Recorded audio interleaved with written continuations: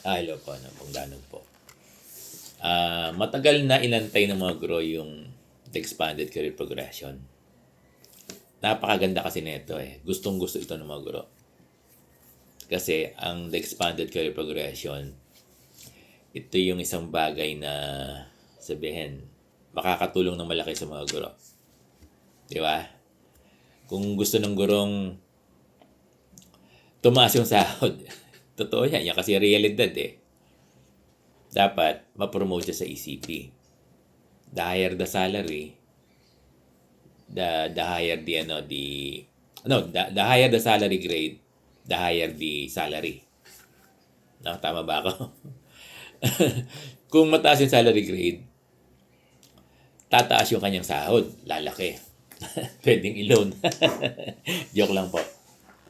Kaya talagang yung unang kaya yung mga division, yung unang call nila, no, memo for submission of applications for ECP promotion.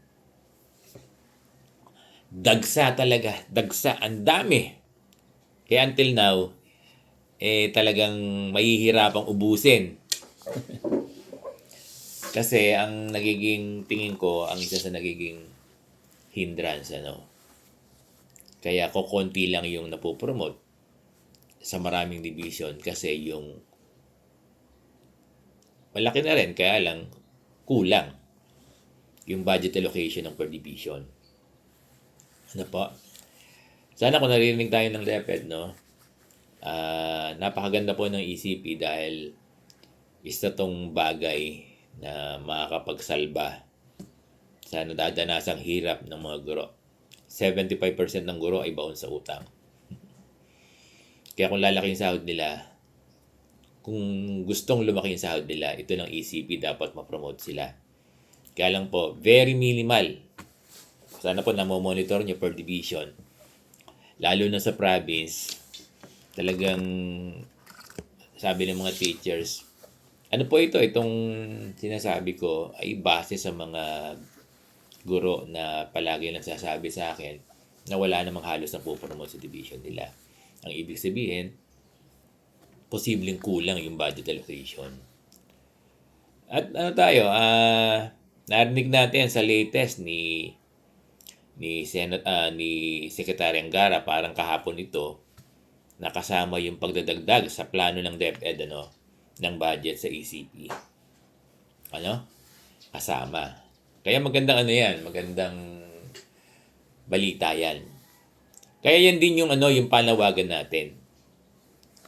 Although dito sa NCR ay medyo malaki na rin, At naman yan, sa pagkakaunawa ko naman yan, tuloy-tuloy naman yan eh. Tuloy-tuloy.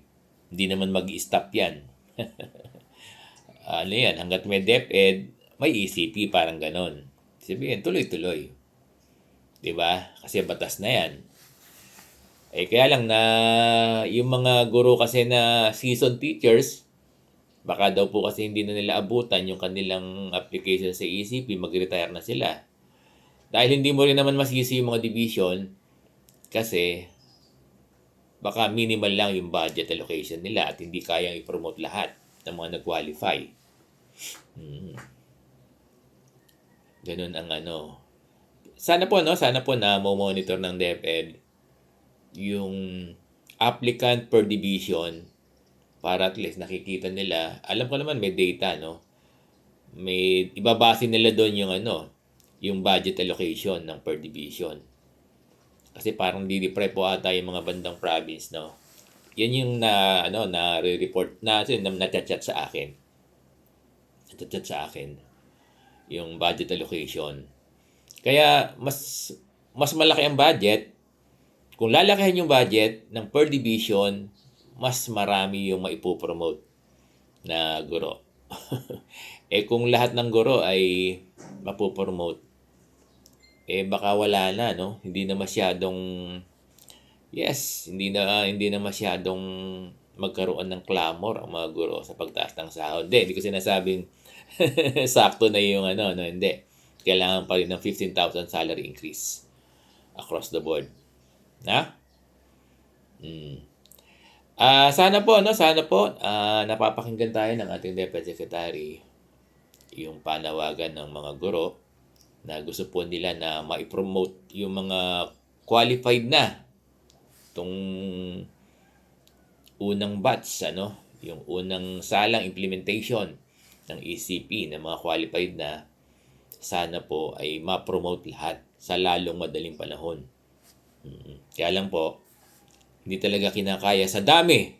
Hindi talaga kinakaya at imposible na kayanin lahat ng mga nag-apply at nag-qualified. Kaya ang may ginagawang measure yung mga division, na inuuna nila. Pero dapat yung priority, kasi yan yung yung nasa DepEd memo, priority yung mga retirable. Priority yung mga seasoned teachers. Dapat ganyan eh. Siguro yung mga division, kaya lang baka mamaya hindi nyo na pinopromote yung mga hindi retirable. Mali naman yun. Konting bilang lang naman yan. Baka mamaya, kapag hindi pa sila retirable, hindi pa magpo-promote. Walang ganun. Kasi tuloy-tuloy naman yung budget eh. Sana composite.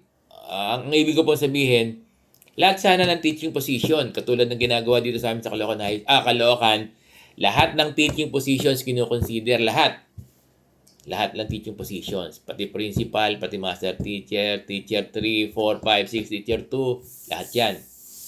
Oo, lahat yan. Composite.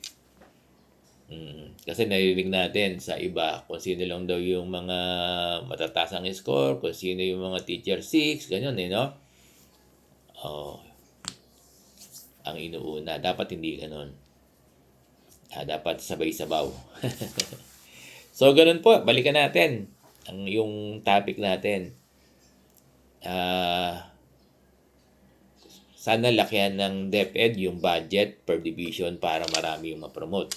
Kasi kung minimal lang po yung budget per division, konti lang yung mapopromote, at ito yung pinag-uugatan ng issue, argumento, away, galit, jealousy, ganun na hindi maiiwasan. Kaya kung gusto po natin maging masaya yung mga guro natin sa buong Pilipinas, para dito sa ECP application nila, lakihan po sana, dagdag na budget para sa ECP ng lahat ng mga division sa buong bansa. Maraming salamat po.